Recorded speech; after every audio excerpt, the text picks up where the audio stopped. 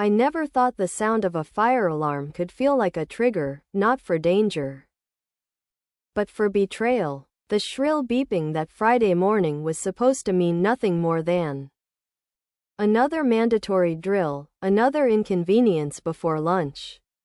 A reason for everyone in the office to grumble while walking down the stairs.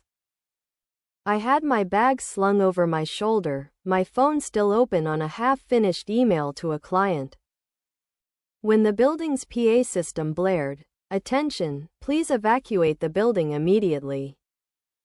Chairs scraped, conversations stopped mid-sentence, and a wave of motion began toward the exits. I had always been cautious during these drills, reminding myself of news clips about tragedies where people had ignored alarms. So I moved with the crowd, one hand gripping the stairwell rail, trying not to stumble as heels clicked and dress shoes thudded all around. The air smelled faintly metallic, like the dust shaken loose from the old ductwork, mixed with someone's strong cologne. We spilled out onto the sidewalk, employees forming loose groups, chatting, laughing about wasted time. And then I saw him, my husband, Rowan.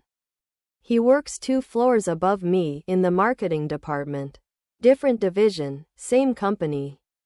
It had always felt like fate that we ended up in the same building. Lunches together when schedules allowed, little waves across the cafeteria. But that morning, fate looked different.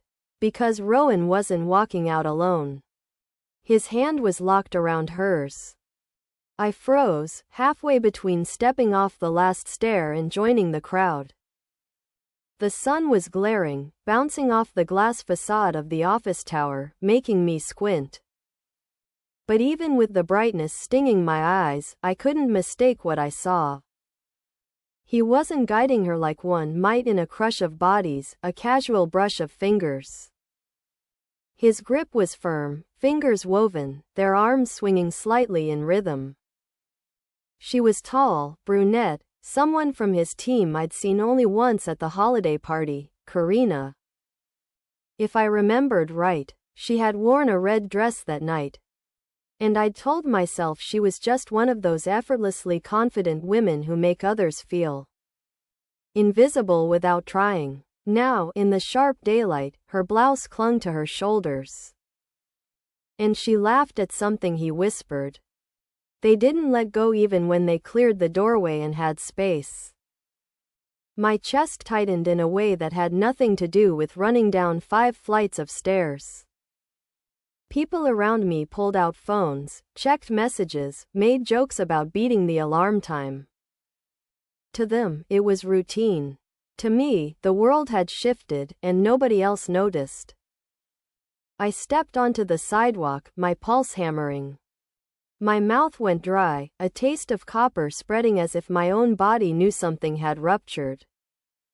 They stood only a few yards away, facing each other slightly, still joined by that quiet thread of skin on skin. She tilted her head, hair catching the light. And I swear I saw his thumb brush over her knuckles. I wanted to shout his name, to call him out in front of everyone. But the sound clogged in my throat. The crowd pressed between us, coworkers waving. Someone offering me a granola bar as if nothing had changed. I shook my head, forcing a smile, trying to act normal. My eyes darted back, still connected, still too close. The drill marshal in the yellow vest barked instructions, reminding us where the assembly points were. I barely heard him. All I could hear was the echo of the alarm and the silent question pounding in my skull. How long has this been happening? The worst part was the familiarity in Rowan's face. He looked relaxed, comfortable, the way he used to look when he reached for me. And Carina looked like she belonged there. Like this wasn't the first time they'd shared touch in public. Like they weren't afraid of being seen. My skin prickled with heat that had nothing to do with the sun. I scanned the crowd, desperate for someone else to notice, to confirm I wasn't imagining it. But everyone else was busy laughing, texting, complaining. My secret wasn't a secret to them because they weren't looking. And Rowan knew it. He leaned closer, said something that made Carina's smile widen. And then finally, he released her hand when the HR director walked past. Too late.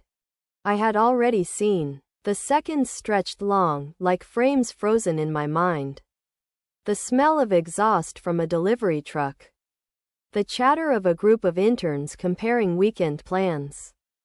The grit under my shoes from the cracked pavement, all of it stamped itself into memory.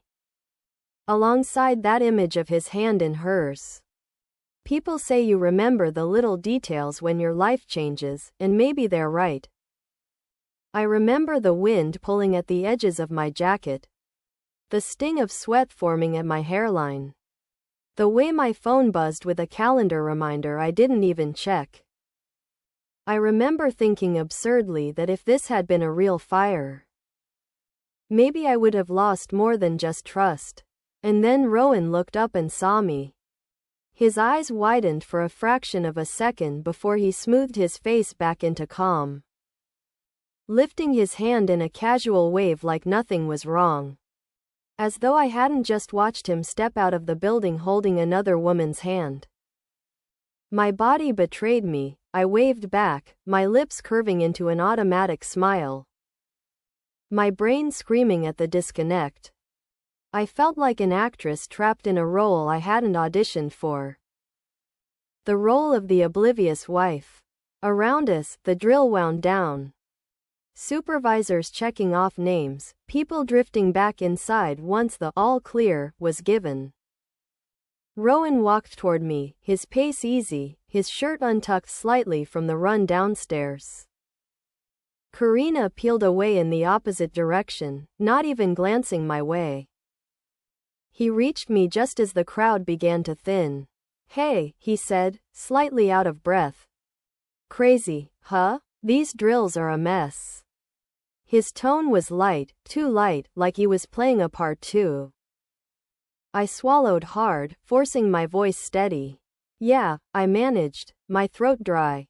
"A mess." His eyes searched mine, perhaps gauging what I had seen, what I would say. I kept my expression locked, neutral. Because in that moment, I realized something. Whatever game he was playing, it had already begun long before this fire drill. And I was already behind. He all clear sent everyone back through the revolving doors in slow spirals. The last of the alarms echo still bouncing inside my ribs. And I let the stream of bodies carry me up the stairs so I wouldn't have to share an elevator with Rowan. On the third floor landing, a maintenance cart sat abandoned. A coil of orange extension cord smelling faintly like warmed plastic. And for a beat I just watched the cart's little wheel tremble from the vibration of footsteps. The way small things tremble when big things move. My name is Maris Copeland. I have spent a decade writing product documentation precise enough that strangers can assemble things without slicing their fingers. And now I couldn't assemble a sentence to my own husband.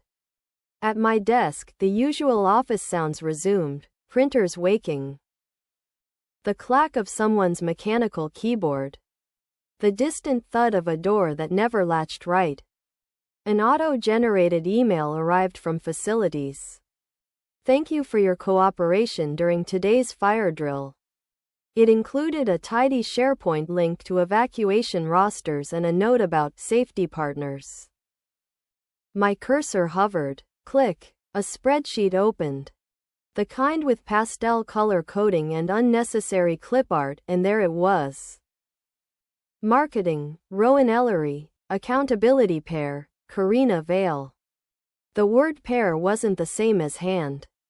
And yet the row glowed in my mind as if highlighted under UV. I reread the column header 3 times. Then kept scrolling to prove to myself this was a system thing. Not a conspiracy designed to humiliate me. Jasper with Donnie. Sales, nor with Gabe. Documentation. Me with Jeffrey. A 63-year-old copy editor whose idea of rebellion is 2 spaces after a period. Nothing in the sheet told anyone to lace their fingers together under an exit sign. The building's HVAC kicked on, a dry wind cascading from the vent over my head that always brought with it the microscopic grid of the parking lot. And I swallowed against a throat that still felt scorched. The chat bubble in Microsoft Teams popped. Rowan, you okay? Saw you by the stairs after the drill. Want a late lunch? My fingers hovered. A response formed and erased twice. Busy with a release, I finally typed. Maybe later. The dots that mean someone is typing appeared, disappeared, then, no worries. Tonight? No punctuation, which is how he texts when he wants things to stay casual, frictionless. Sure, I wrote and added a smile emoji I didn't feel. Then muted our chat and opened a new document. A blank page that tolerated my silence better than any person could. Work should have been the raft. I know where to place a heading and a warning and a call-out box. Like other people know where to place forks on a table. The sentences wouldn't line up. Instead, they tried to tilt toward a different page. The red dress at the holiday party. Carina laughing with someone from procurement. Rowan's hand on the small of my back as he excused us early that night. The way he rushed to beat traffic down Union Avenue as freezing rain slicked the road. Wipers squeaking at a time interval that now returns in my mind as a metronome for suspicion. Saratoga Springs is small enough to bump into a face again, even if you don't want to. You learn which Stewart's sells the freshest donuts. Which bar on Philly Street burns the garlic knots just enough. Which couples drive the same ruts between Office Park and ranch-style homes with chain link fences because it's easier than the scenic route. At 2:17 p.m. Our floor smelled like microwave butter because someone reheated popcorn against company policy, and across the aisle Jeffrey cleared his throat in the slow, careful way of a man who doesn't want to startle anyone. You good for the spec review at 4, Maris? He asked, voice soft. Yes, I said, too quickly, then forced my mouth into a more measured tone. Yes, see you then. He nodded, satisfied, and returned to his ritual of aligning pens parallel to the keyboard. On my screen I opened a second window, my private reconnaissance. Not a witch hunt, I told myself, simply pattern recognition. Calendar. Rowan had a recurring block on Thursdays labeled, Client Pod Sync. The kind of vague label that hides in plain sight. Attendees, the generic marketing team. Which could mean 10 or 2 depending on who remembered to RSVP. The meeting location alternated between Conference Room Spruce and a coffee place on Broadway. Today's drill had cut into it. I clicked into our banking app, checking for the tiny tells of a double life, duplicate Uber charges. A restaurant we never go to. Nothing. He has always loved cash for tips, folds it into a leather money clip his father gave him. And cash leaves no trail. The search bar in Teams accepted Carina Vale and offered me public channels where she'd posted a lively thread about a rebrand. A photo of cupcakes for someone's birthday. In one image a sliver of Rowan appeared in the background, cropped at shoulder level. His head tilted toward someone not in frame. The comments, confetti emojis, heart eyes, banal office warmth. My chest buzzed with a low electric anxiety that numbed my fingers and made me aware of the stutter in my breathing. If I asked him outright he would have one answer. If I waited, the truth would deliver itself in some other room on a schedule not set by me. My phone vibrated again, not with his name this time but with PetVet Saratoga. A reminder that Luna needed her heartworm refill. Our dog is part husky, part who knows, white fur that drifts into every corner. Eyes the cool blue of winter.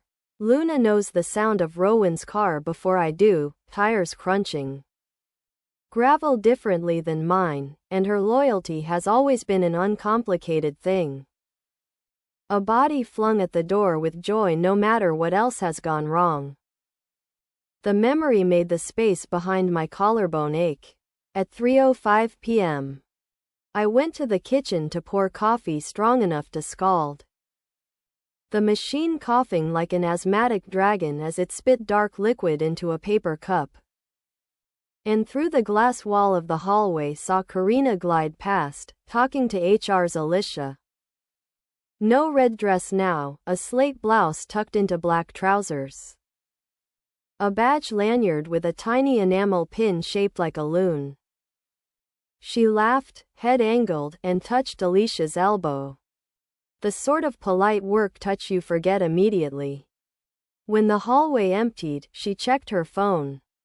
Then stopped at the elevator and, "This is nothing," I told myself, smoothed her hair with the identical motion I do when nerves fray.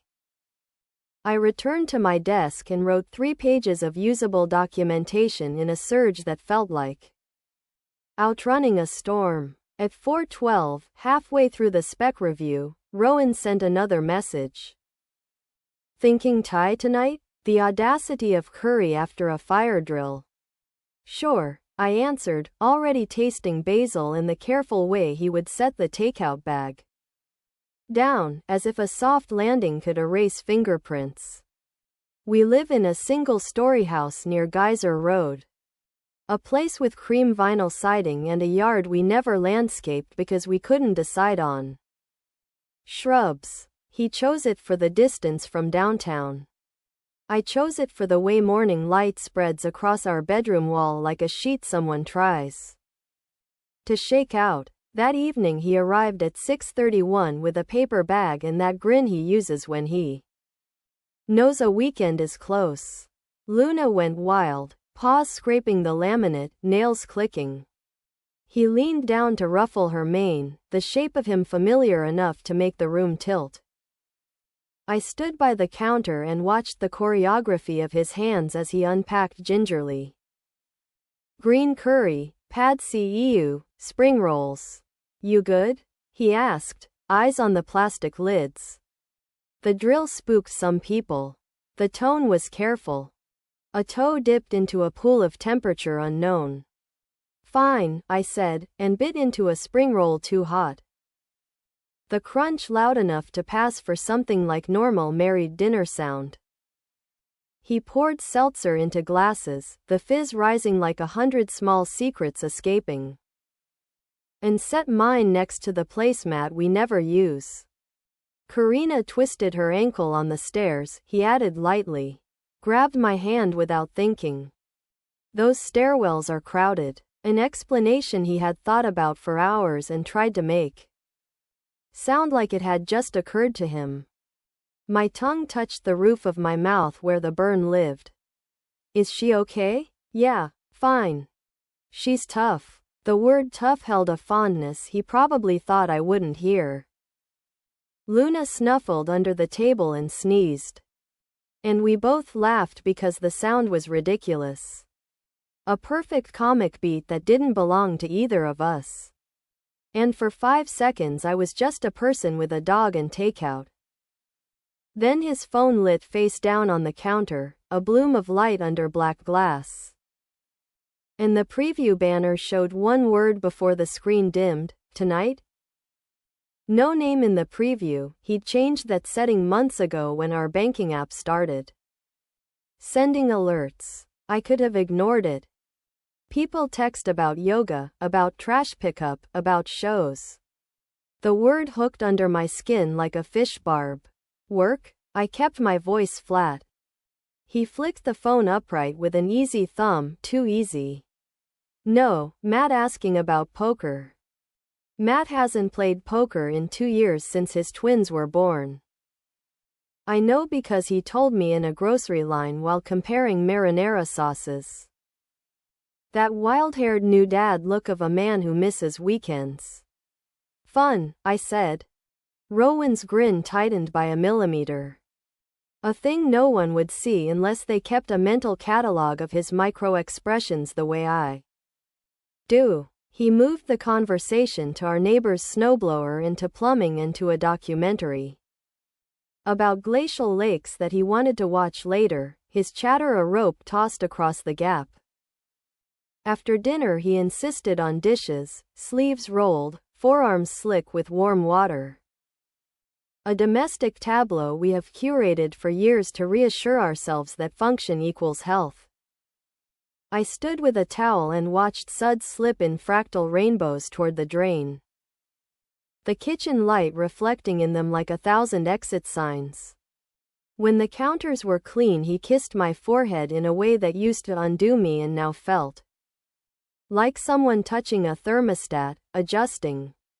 I'm going to head to Matt's, he said, voice casual. You want anything if I swing by Stewart's? No, I said. We're out of paper towels, he offered, buying normal with a roll of perforated convenience.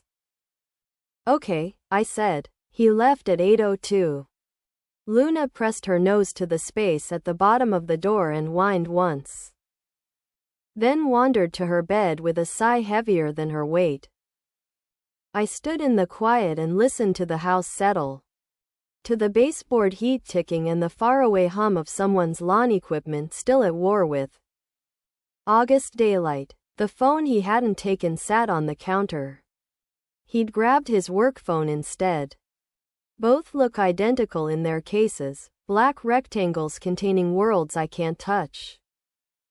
But only one is tied to our family plan. My hands didn't move. I have never been the person who snoops.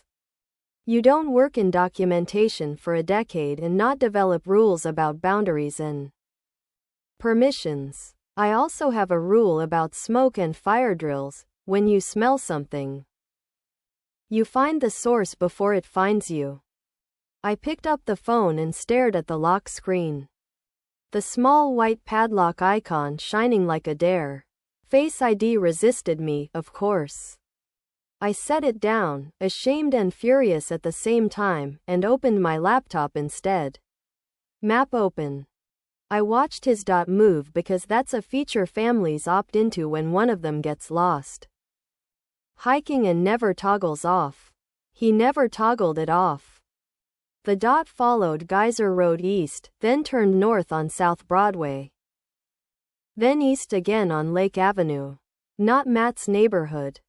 The dot slowed near the state park. Paused by the edge of Congress Park where the ducks nest in reeds. It moved again toward a row of apartments behind a bakery with the cracked blue awning. Stopped. Maybe Matt had moved. Maybe poker happens in apartments without toddler chaos. Maybe I am the villain of my own story, inventing ghosts in daylight. I watched the dot not move for 10 minutes while Luna snored. Then I closed the laptop because at some point watching becomes a religion and I don't pray to surveillance. I leashed the dog. We walked under a sky that still had a smear of light, the smell of cut grass thick and sweet. The hum of insects a blanket. On our street, a house 2 down kept their television too bright. Flickers of baseball ghosts ran across their curtains. My neighbor, Mrs. Byron, watered petunias with the seriousness of someone desert farming. Evening, Maris, she called. Evening, I answered. And Luna paused to sniff a fire hydrant with exaggerated interest. Then lifted her leg to invent a boundary. The normalcy of the ritual held me together while my head replayed the swing of their connected hands. Back home, the refrigerator's motor kicked on. I opened it and stared like answers might be written on the ketchup. A plan had to live in action, not in the possession of unsentences. I sat at the dining table and drafted an email to HR volunteering for the safety committee. The one that coordinates future drills. The one with access to rosters and schedules and who stands where when the building empties. The email sounded helpful and civic-minded. It was also a key. I hit send. Then I opened a note to myself and listed facts and only facts. Saw our hold C's hand during drill for longer than necessary. Observed thumb across knuckles. Seen by no one else obvious. R claims ankle sprain. No visible limp. Text preview from unknown, tonight? Map coordinates park near Congress Park Apartments. Possible poker with Matt unlikely. Check with Matt casually. The list steadied me because lists turn storms into bullet points. At 10:04, the garage door shuddered and lifted. Luna sprang upright, tail a metronome. Rowan came in carrying a single roll of paper towels and a pint of mint chip. Truce offering, he said with a sheepish smile. Like we'd argued earlier, and this was the olive branch. He smelled like outside air and a citrus cologne he bought last winter, not like beer. Not like someone else's perfume. He ticked so many boxes of innocence that the unchecked ones grew teeth. Good game? I asked, casual as a chalk line. Yeah, he said, and put the ice cream in the freezer as if careful placement could freeze time. He told me 3 small stories about Matt and Tom, and a hand he almost won. The narratives neat enough to be pre-folded. We watched the Glacier show with the volume low. He fell asleep in 10 minutes, breathing the slow, even breaths of either a child or a practiced liar, and I sat upright next to him. The blue light painting my knees. Thinking about how evacuation routes are always posted in frames near doors with little red arrows. You are here. An arrow never promises safety, it offers direction. Somewhere between the calving of an ice shelf and the credits, my plan iced into shape. Step into the spaces they think are boring, the rosters, the committees. The dull parts of office life where the real maps are stored. Work my way from arrow to exit, not with screaming, not with scenes in parking lots, but with the quiet accumulation of true things. In the morning I would text Matt about borrowing his drill, the tool, not the alarm, and his answer would tell me more than a mappers ever could. In the morning I would also wear the red scarf Rowan never notices because it will echo a holiday dress in someone else's memory and, petty or not, I needed to test who flinches. Luna shifted in her sleep and thumped her tail once against the couch leg, as if answering a question I hadn't voiced. The credits rolled. The house held steady.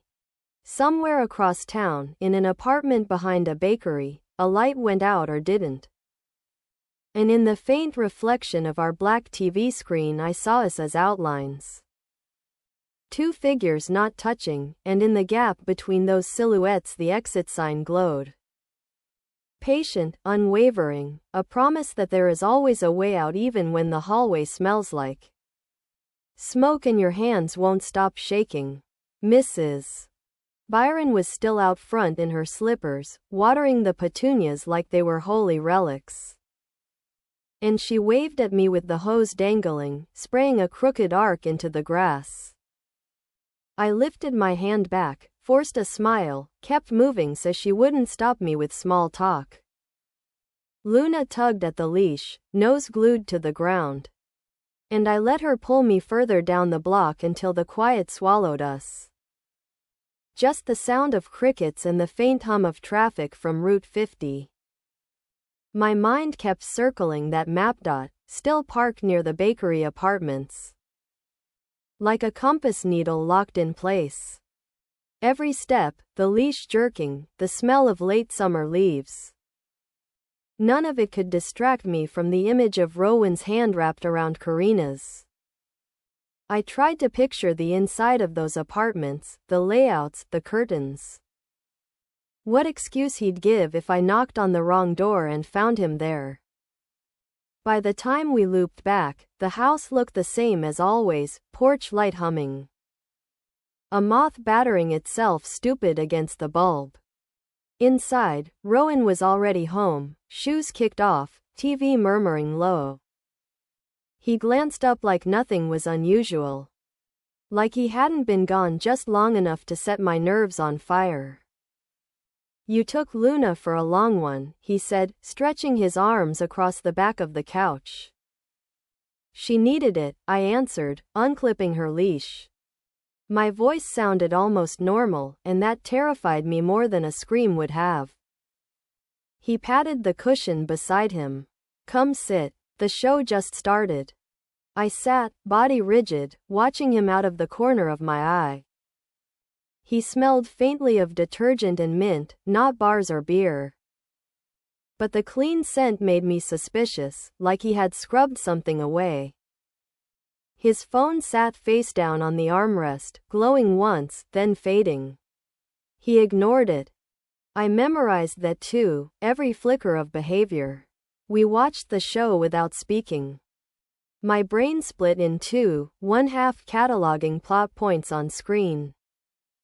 The other dissecting his posture, the twitch of his fingers. The way he leaned back a fraction when I shifted closer. When he finally dozed off, mouth slack, I slipped away to the kitchen. I poured water into a glass and stood there, staring at our reflection in the dark window. Him asleep in the blue TV glow, me upright and hollow. I thought about the email I'd sent volunteering for the safety committee. That would give me access. Records. Schedules. If he wanted to hide in plain sight, I'd make plain sight my weapon. Luna patted in, nails clicking, and nudged my leg. I knelt, pressing my forehead to her fur, whispering into the ruff of her neck. "We'll find the truth, girl." Quietly. The clock ticked past midnight, and I realized I wasn't going to sleep. Not tonight. Maybe not for a long while. The next morning sunlight leaked through the blinds in thin bands, striping the bedroom wall like prison bars. And Rowan shifted beside me with the easy heaviness of someone who'd slept untroubled. I lay still, eyes open, listening to the rhythm of his breathing, counting the pauses. The catches, trying to decide if guilt had any sound at all. By the time his alarm buzzed, I was already in the kitchen, coffee bitter in my mouth. Luna's bowl clattering as she ate with the single-minded joy I envied. He walked in, hair damp from the shower, tie loose around his neck. "Morning," he said like any other day. I watched him tuck his shirt, watched his hands, remembering them twined with hers. And forced my face into neutral. "Morning." We drove separately as always, two cars in the same driveway. Two lives pretending to run parallel. At the office, I slipped into my routine, emails, checklists, edits, while my brain kept tugging me elsewhere. At 10 a.m. a reply hit my inbox. "Thank you, Maris, for volunteering for the safety committee. We're glad to have your expertise." Expertise, as if I had offered anything but desperation. The attached files contained rosters, maps, future drill schedules. I opened them, heart pounding, scrolling past names until I saw it again. Rowan Ellery, accountability pair, Carina Vale. Highlighted by nothing but truth. I printed nothing, saved nothing, only stared and memorized. Then closed the file as though shutting a vault. At lunch I wandered outside, sandwich untouched in my hand. And found myself walking toward the bakery near Congress Park. The apartments loomed above it, brick tired from decades, curtains drawn in mismatched colors. I didn't know which one was hers, or his, or theirs. And the uncertainty gnawed worse than proof. I walked past twice, Luna not with me to disguise the reconnaissance. Only my own shadow stretched long across the sidewalk. A man on the corner smoked, exhaled gray suspicion into the air. And I hurried back before anyone could wonder why I was there. The rest of the afternoon blurred. Words on pages lost meaning, meetings droned, and I caught Rowan once across the cafeteria, laughing at something Carina said, his head tilted in that angle I knew too well. My fork bent in my grip. By evening, we sat across from each other at the dinner table. Chicken roasting scent filling the house, the clink of utensils loud in the quiet. He asked about my day, I answered in clipped syllables. He talked about a new campaign, I nodded without hearing. His phone vibrated twice, face down as always, screen blackened before I could catch a name. Later, when he went to shower, I stood in the hallway outside the bathroom, listening to the water run, steam curling under the door. His other phone lay in his jacket pocket, hanging on the chair. I reached in, fingers brushing leather, pulled it out. The lock screen glowed, blank except for the hour. No notifications, no preview, scrubbed clean. He had erased what mattered before he stepped through our door. I slipped it back and walked away, every nerve burning because in that moment I understood. Whatever fire had started, he was already fighting to keep the smoke hidden. And I was the only one choking on it. 2 days later, the safety committee held its first briefing. A dull half-hour in conference room cedar with lukewarm coffee and a projector that hummed like a beehive, but for me it felt like reconnaissance.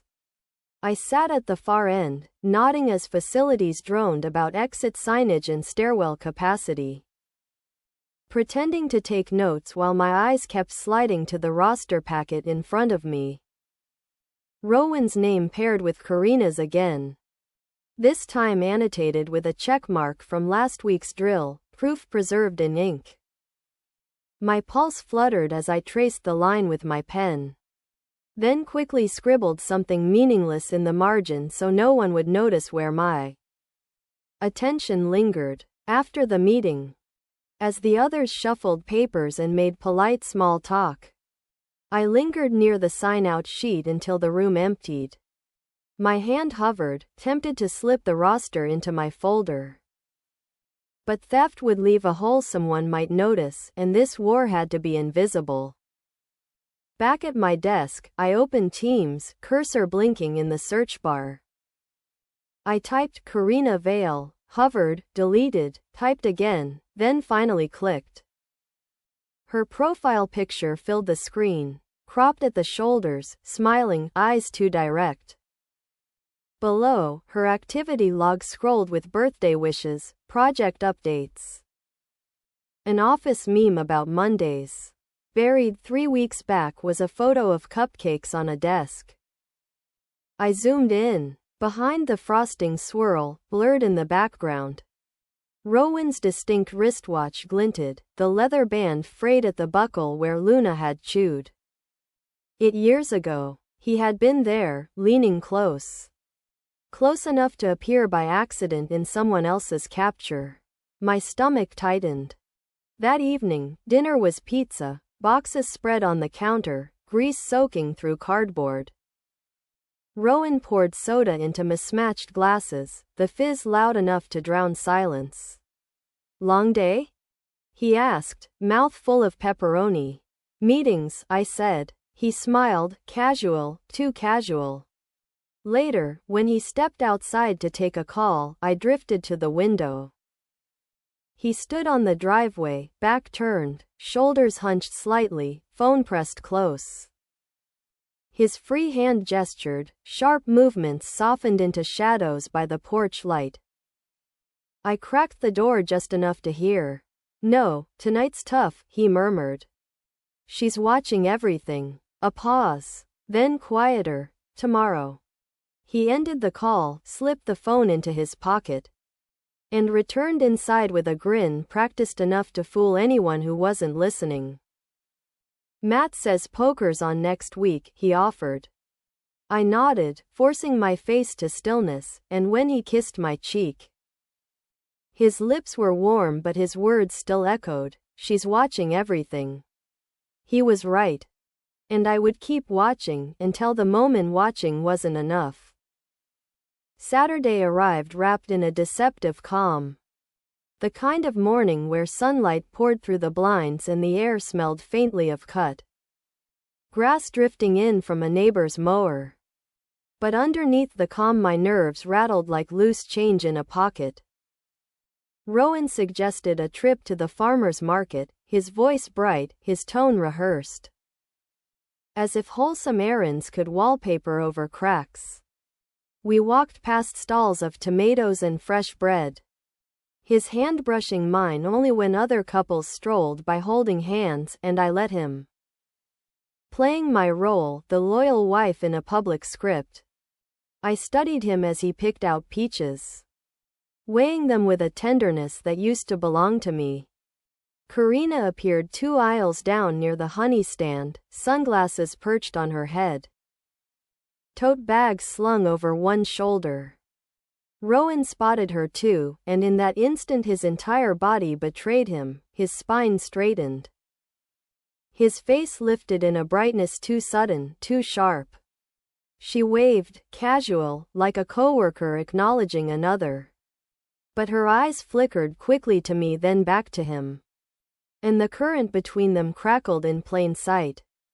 He raised his hand in return, and the second lasted just long enough for me to feel like the only person in the entire market suffocating. I stepped closer, looping my arm through his, and smiled at Carina with the kind of practiced warmth women use as armor. Who's that? I asked lightly, knowing the answer. Rowan hesitated a fraction too long. Carina, he said, voice breezy, from marketing. You've met at the holiday party. He squeezed my arm as if punctuation could fix a sentence already broken. Of course, I replied, letting my smile stretch wider. Carina's gaze lingered on Rowan, then me, then she turned back to the honey jars, dismissing us with a flick of her hair. The rest of the market blurred. I bought flowers I didn't want, bread that grew heavy in my bag. And all the while Rowan kept talking about recipes, about grilling tonight. About everything but the woman we'd just passed. Back home, he lit charcoal, the smoke curling upward in thin gray signals. While Luna darted around the yard.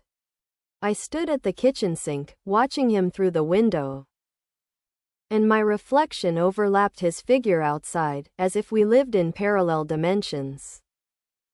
His phone buzzed on the counter. I didn't move at first. Then I picked it up, screen flashing. Nice seeing you. See. My breath caught. Proof, finally dressed as politeness. I set it back before he returned, the smell of charred meat filling the kitchen. When he handed me a plate, our fingers brushed, and I forced myself not to flinch. The taste of betrayal mixed with barbecue smoke, and I chewed slowly, swallowing both. Because one thing had crystallized, the fire drill hadn't been an accident. It was the first flare of a blaze he thought he could keep hidden. And now I knew where to aim the water. Sunday night the house pressed down with a stillness that felt staged. Like a set after actors leave, every lamp too carefully placed, every sound exaggerated. Rowan sat at the dining table pretending to balance the checkbook he never touches. Pen tapping, head bent in false concentration. I sat across with my laptop open, cursor blinking on a blank page.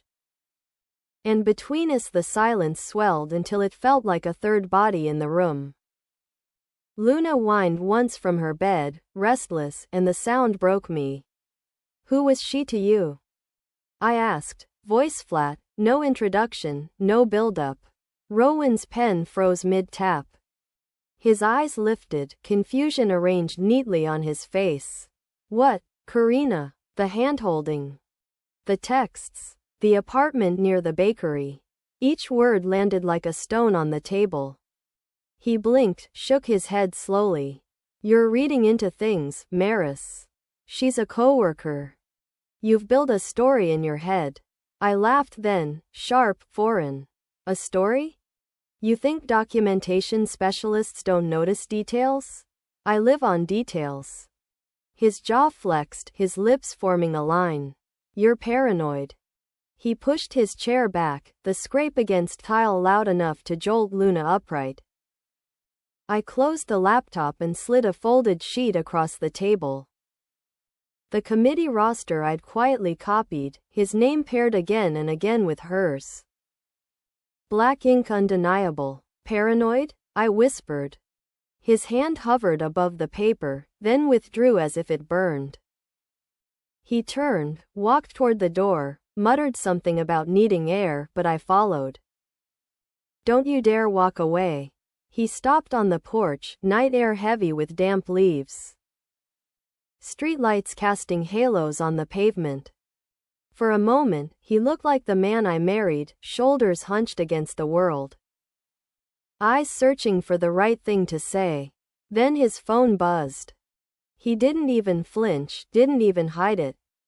Just pulled it out, screen glowing, and there it was. Her name, bold and lit, proof enough. I didn't need to read the message. He saw me see it.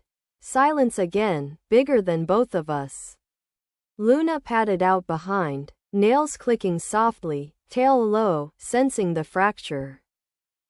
Rowan opened his mouth, then closed it, words trapped, lies shriveling in the cool air. I saw the fire, I said finally, voice shaking.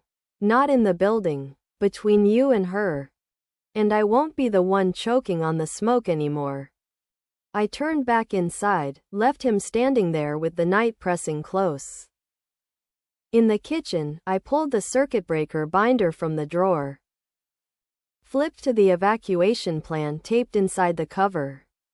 The red arrow pointed to the words, "You are here." I touched the page, breathed deep, and realized the map didn't just belong to buildings. It belonged to lives, to escapes, to futures. Behind me the door creaked, his footsteps hesitant, but I didn't look up. My path was already marked. And this time, I would be the one holding my own hand out of the fire.